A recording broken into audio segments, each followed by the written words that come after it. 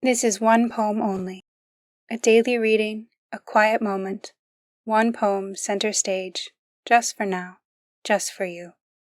Like a one-night-only performance, but in verse. I'm Maggie Devers, and each day I'll read you a poem.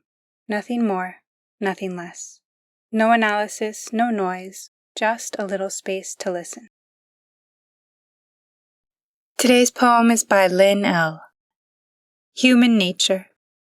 My fingertips feel the texture of a rose petal. Silken, yes, but silken with the hush of something already dying. Soft as sin, velvet against the finger. A whisper that resists and surrenders all at once. Cool at first, like a lover's indifference, then quick to the warmth, beneath the weight of touch. By Lynn L. You can read more of her writing on her website, lbuckman.com, and on Instagram at author Lynn L. Her book, Saint Woman, is out now. Thank you for listening, poetry lover. Come back tomorrow.